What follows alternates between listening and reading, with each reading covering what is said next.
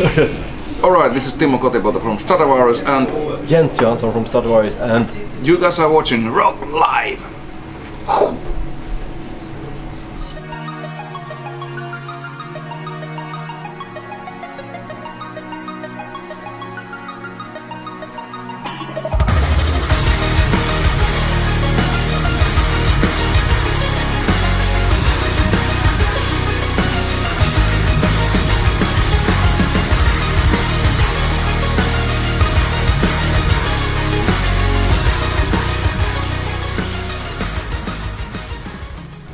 it's like this. Every album has to have a title. To me, it's almost like a necessary evil. But of course, you understand when you record, you'd like to record in a chunk of 1 hour or something like that, and then you have to call this chunk of music something. But for me, it's not so important what it's called really. But it's a good title. For me, it's almost about the songs. You know, we have like 10 or 11 good songs, and you focus like on each song individually. But then once they are finished, they become an album, and in this case we chose to name it. It's a good name. And also we have this cursed 7 letters for album titles, so it's like... But also this one guy today told me that, which I didn't even count, but we have 7 albums with 7 letter titles. Think about that, 7. That's a magic lucky number. That's like 49 letters altogether. Exactly. So, but next album we might come up with 8 letters or 9. Yeah. But yes. Still, there will be like 10 songs or something. And of course, our music will be eternal. Yeah. I mean, why else would you name the album as Eternal? But it's still only 1 hour long, though. Yeah, so that's right. It's not forever.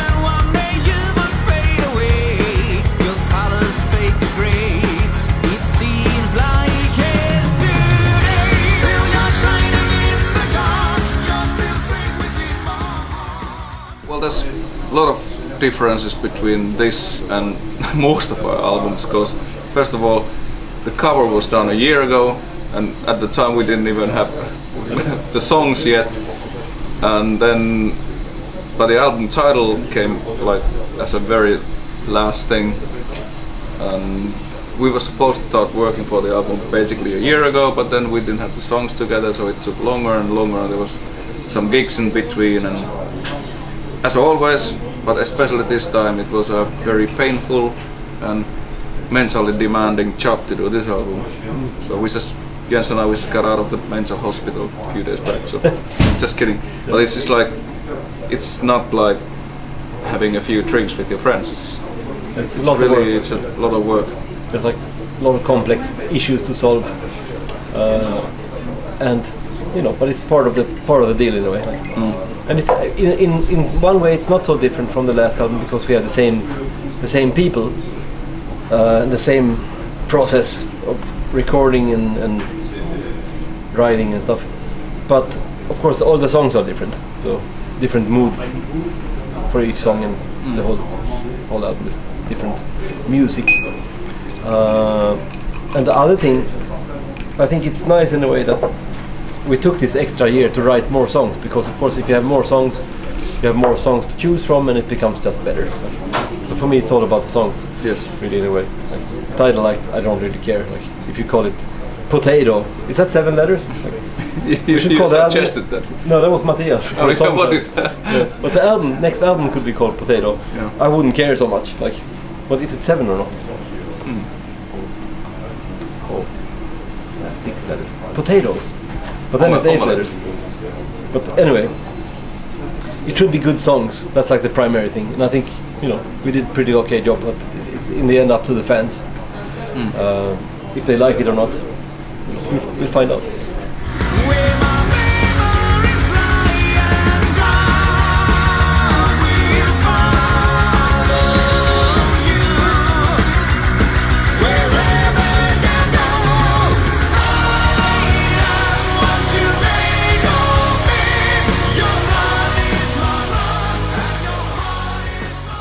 I think this band in general is very positive. Yes, it is. I think because we are not like super positive persons because we are from Scandinavia, so we need to make positive power metal to be able to live in this world.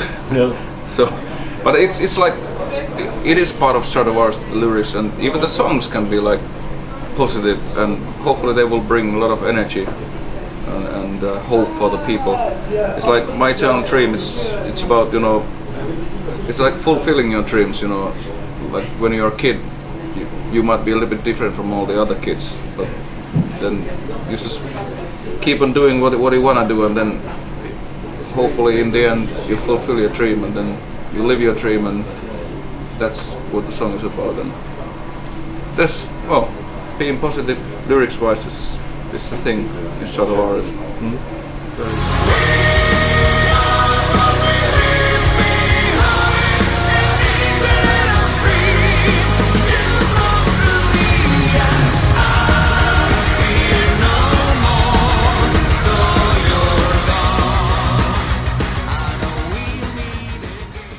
We recorded in Scandinavia, you could say, this year, starting in March, finishing in June, or yeah, it was in June 15th. So it was like in 3 locations: Helsinki, countryside of Finland, and then southern Sweden. We had like 3 parallel tracks of production.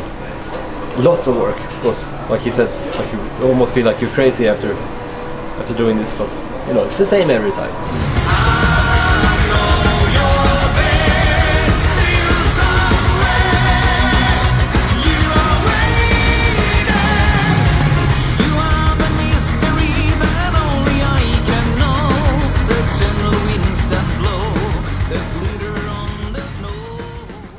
Hard to say.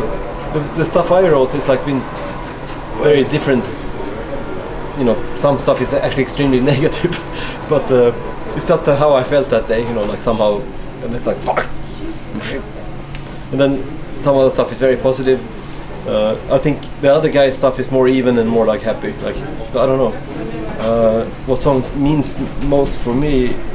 I think what you told me about this Shine in the Dark, that sounded like a very nice story actually. Like, that could be the lyrically most sort of like deep song in the album actually, in a way, like if it has like that kind of backstory to it. Like I don't know, like, they're all different since we are all the people who are responsible for the lyrics are also different people, so it becomes difficult for me to comment on stuff the other guys wrote, you know, like, and the stuff I write, it depends on which day it is, you know what I mean? And of course often you sort of have to come up with stuff yesterday, but you still have to take the time that it should take. So it's painful.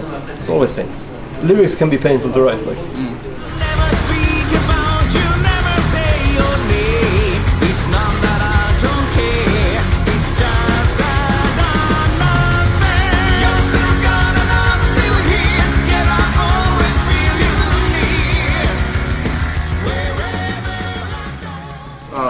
First of all, France it's been one of our best countries for a very, very long time, since the 90s, and still is.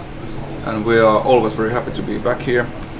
And I'm very happy that we were able to, well, I was able to sing last time when I was performing with Stratovarius here in Paris, compared to the time before when I had to cancel. So it's good to be back here, and hopefully you guys like the new album. And we're gonna play 2 shows in France in the fall, so come and check us out.